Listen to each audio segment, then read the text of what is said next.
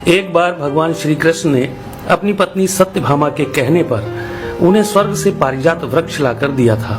तब सत्यभामा को इस बात का अभिमान हो गया था कि वह सबसे अधिक सुंदर है और भगवान श्री कृष्ण की अति प्रिया भी है। इसी कारण उन्होंने उन्हें पारिजात वृक्ष लाकर दिया है। इसी प्रकार सुदर्शन चक्र ने जब एक बार इंद्र के वज्र को निष्क्रिय कर दिया था, तब से उसे भी यह अभिमान हो गया था कि भगवान के पास युद्ध में जब कोई उपाय नहीं बचता है तो वह उसकी ही मदद लेते हैं। इसी तरह भगवान का वाहन गरुड़ भी यही समझने लगा था कि भगवान मेरे बिना कहीं जा नहीं सकते, क्योंकि मेरी गति और मेरे बल का कोई मुकाबला ही नहीं कर सकता है। इन तीनों के इस अहंकार को तोड़ने के लिए एक दिन भगवान श्री कृष्ण ने हनुमान जी का स्मरण किया था। उनके स्मरण करते ही हनुमान जी तत्काल द्वारिका आ पहुँचे थे। भगवान श्री राम और भगवान श्री कृष्ण एक ही हैं, यह तो हनुमान जी जानते ही थे।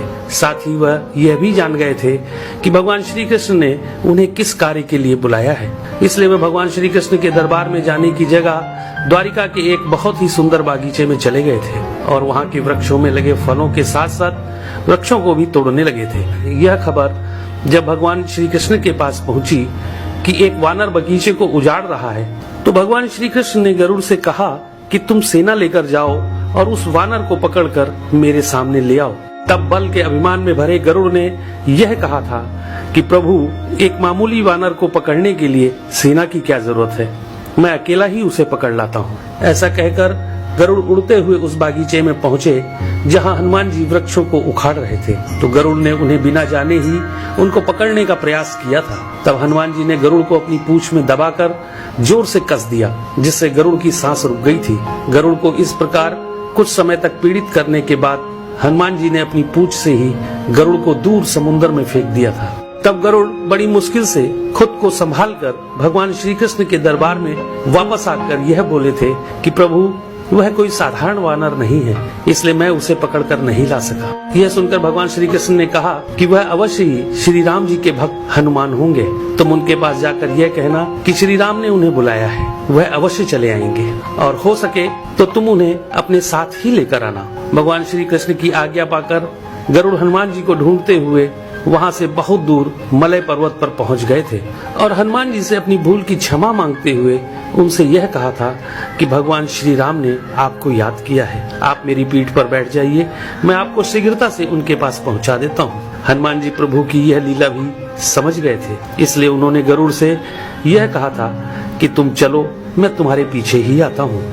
इधर द्वारिका में भगवान श्री कृष्ण ने राम का रूप धारण किया और सत्यभामा के साथ सिंहासन पर बैठ गए थे और सुदर्शन चक्र को यह आदेश दिया कि तुम द्वार पर रहो, बिना मेरी आज्ञा के कोई भी अंदर न आने पाए। तभी हनुमान जी द्वार पर पहुंच गए थे तो सुदर्शन ने उन्हें रोकते हुए यह कहा था कि तुम बिना आज्ञा के अंदर नहीं जा सकते हो।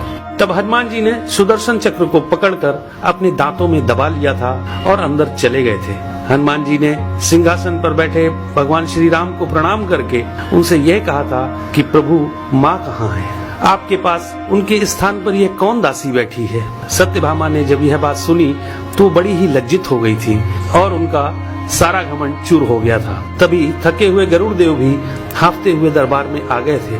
गरुड़ ने वहाँ हनुमान जी को देखा तो वह चकित रह गए थे कि मेरी गति से भी तेज गति से हनुमान जी वहाँ पहुँच गए।